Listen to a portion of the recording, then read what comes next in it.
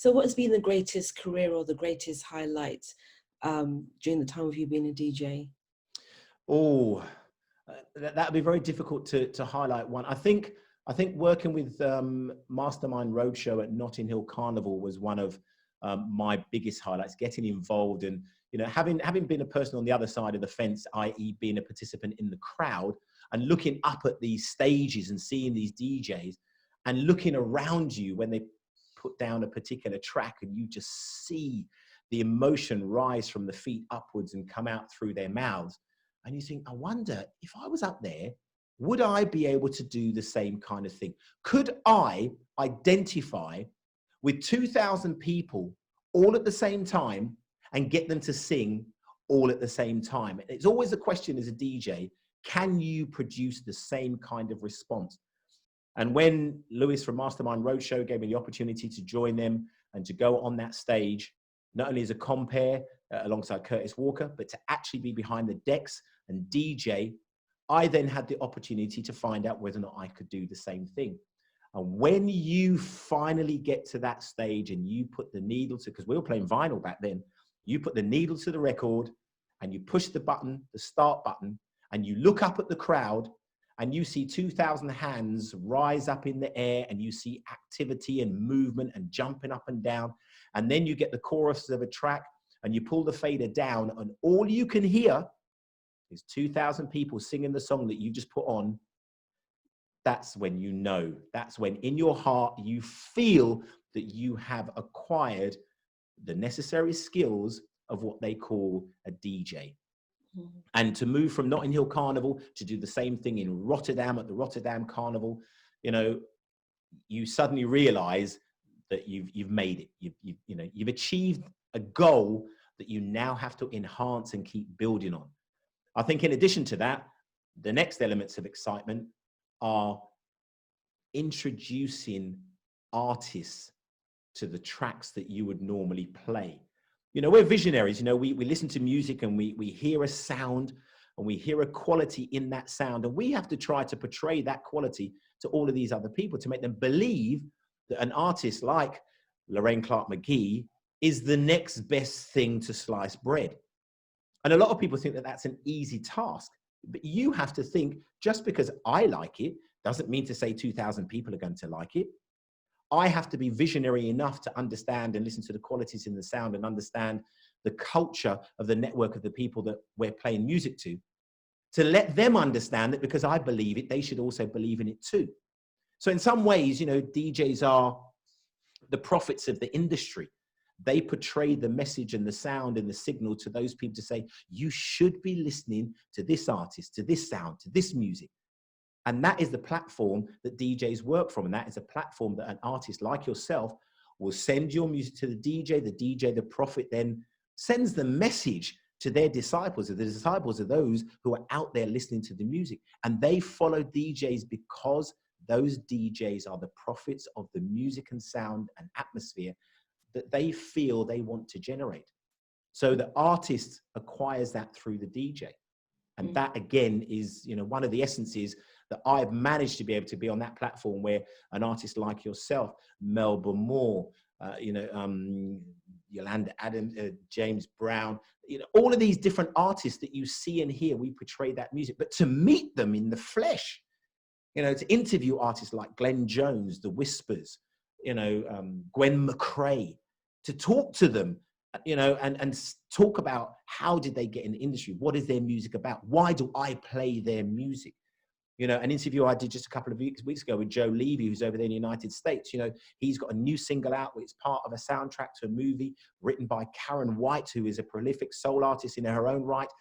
And to have an artist like Joe Levy tell me live on air that he regards me with such high esteem for being somebody who has promoted him and helped push his music, what more can I ask for? Job done, that's for sure. So I know that you enjoy comparing because you was compared to one of the shows that I did last year in November. So that's another page to your book. Can you tell me, is there anything in the future that you want to do differently or that you want to change or any plans you've got for the future? Yeah, I think the plans for the future, again, at this point, whatever plans I had in January, February, suddenly in March, April, had to be put to one side, and because it's now changed. The COVID situation has reset the buttons, I think, for almost everybody on the planet. We all have to, make a look and look at how we can do things differently. Technology is the one thing that I've got to get heavily more involved in. I've done Zoom parties. I've moved on to platforms like Twitch, which I think is outstanding. And getting involved in all of these different platforms to generate the same kind of impetus that we did when we were in venues is where I think the greatest effort has got to be made. Once the wine bars, the venues such as Jazz Cafe, Coco, all these different venues, once they reopen, and we know that some of them already have, we've already had concerts from the Hideaway, we've had concerts from Jazz Cafe, which have been streamed live. I think the next thing is going to be when they open up to allow people to go into the venues, and there is one concert that's coming up where they have a limited number of people who they're going to enter, which is only 50 people. Again, as a compare, I think we're going to have to be inventive enough to look at these platforms to see how can you still entice and encourage people to want to come to a venue that only allows 50 people or 60 people. The bigger venues, 150 people. Social distancing has to be monitored. And also you've got to make it interesting enough for those people to say, I'd rather pay my money to go to the venue rather than sit at home and watch it online. How can you encourage somebody to say, I know I'm watching it online, but there is a charge to watching it online. It can't continue to be free. At the moment, a lot of these events are just free. Yeah. So I think that's where we all are going to have to sit, brainstorm, and machinate over how are we going to make this work? How can I continue? A radio show is quite easy because you can continue. We've done exactly what we've been doing all the way along. We're either live or we're not live, but radio, people turn it on, they have it in the background. It's great. But for a concert, an artist, I suddenly get on a stage, there's only 50 people in the audience. I need to introduce Lorraine Clark McGee, LCM, here she is with her brand new single, Hustle, and I've got 50 people in front of me. I have to ensure that the people who are online streaming it somehow interject into your concert venue. So you don't just get the hand clapping of 50 people, you get the hand clapping of global listeners within the concert arena. Somehow we have to make sure that we can reproduce that, possibly around the 50 to 100 people. There may be screens where you can also see the people who are watching online because they've paid to see you. So what that should hopefully do is help to enhance your performance, because we all know, I know it as a DJ, I've done events where 5 people turn up. And what does that do to your confidence? What does that do to your, you've got a venue that holds 2,000 or 200 people, and 5 people walk through the door and no one else comes in for the rest of the night. You think to yourself, okay, I can't let that show on my face. I can't let that show in the way that I play. I still have to perform as if there were 200, 2,000. I still have to give that energy, because it's not fair on those people who have taken the time to join it that they don't get that same energy back just because. So we have to work within that industry to make sure that we can still provide this, it's not the same, but an entertainment that will still generate the same impetus to allow people to want to purchase the songs that you're still producing. Otherwise, why are you going back to the studio? Yeah, exactly. So, you've actually touched a bit on having just a few people there and still giving it as though it's your all, because at the end of the day, you never know. Just with those 5 people, that one person going to have another connection, then another connection, then another connection, which will eventually widen the scope of people knowing who you are and what you do. So I totally understand where you're coming from in that point of view. Now we're rounding up the interview. Can you just give a word of encouragement to people that may be saying, what's the point of this all? Because there's nobody there for me to actually sing to, there's nobody there for me to play to, etc., etc. Can you, being a man of infinite wisdom, not sure where you get that from, but anyway. Well, you sound wise to me, mate. Can you give a word of encouragement to people out there that's hitting their head against the wall saying, what's the point? What's the point is that we are human beings. and we're here and we're alive. We have to continue to do things, especially in respect of those people who sadly passed away over this period.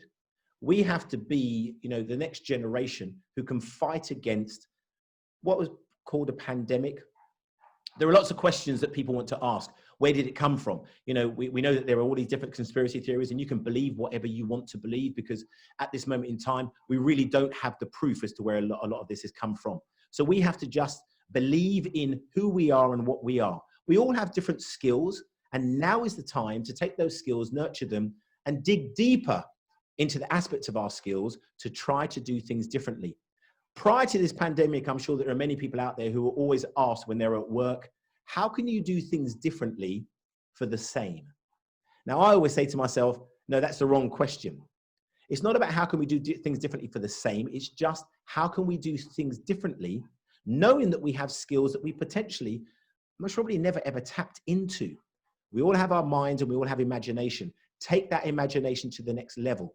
A lot of us have been very, very static, doing the same thing over and over and over again. And we know that boredom is something that's very, very easily set in. In the 6-7 months that you've been sitting at home, isolating, you've had the opportunity to think about things differently. What did you do at home that was different to what you did prior to this? Take that energy and use it to try to do things differently. The DJs have started to do this already. The entertainment industry needs to do it. The clubs need to do it. We're all concerned about the fact that we're not allowed to hug each other. Okay, well, for a long time prior to hugging, we were doing the fist pump for a long time. And that was the one thing that stopped people from hugging anyway. Where did that suddenly come from? You had the hand clasping and all the rest. Well, no, let's just do let's change it. It doesn't matter whether you hug or you don't hug. Some people don't like the hugging anyway. Not all of us are touchy-feely. So let's just do the elbow thing and keep a meter distance from each other. Wear your masks, socially distance where you need to, but respect everybody else's personal space. We've had this thing for a long time where we have disrespected each other's personal space. Now all we do is just respect your personal space. You see someone, you can nod, you can say hi, you can still talk and laugh. We've done some open air parties, do things in the open air when the weather's good. Where the weather's not good, you go inside. The owners of the venues, make sure that you do the right thing. Be seen to be cleaning surfaces, and socially distance where you feel it is necessary. But otherwise, let's get on with life, because we are still alive and we're still living. Just before I go, and just on a note, we've had the Black Lives Matter movement, which has been very, very prolific this year over this COVID period. We know that a lot of people have criticized it because a lot of Black people have been coming together and not socially distancing. Yes, we understand that there is still something that we cannot just push to one side because of COVID. But another thing we have to remember is there are a lot of messages that have been sent out there as well, and we have to listen to some of those messages. A special tribute and just acknowledgement, to Chadwick Boseman, who unfortunately has passed away. He was the star of the Black Panther film. We saw it. The message was in the movie for those of you who wanted to hear and see the message. And there are lots of messages that will continue to be portrayed out there. We've lost people who are already sending messages to us. Stay safe. Use the messages of those people who have gone to continue for us who are still here. Some of us miss these messages. They're subliminal, but the messages are there. Hear it, see it, be safe, and we will come back. The entertainment industry has not gone. It is only going to change for the better, with people like us, with people like Lorraine Clark McGee, Clive Clark McGee as well, with all the DJs out there on all of the venues. It is going to come back. It's just going to be a little bit different. Wow, I like the positivity. I told you you was a man of wisdom. Believe it. Thanking you ever so much, Lee Drummond, for speaking to me on the LCM Show. Take care of yourself. Bye-bye. Thank you very much. Bye.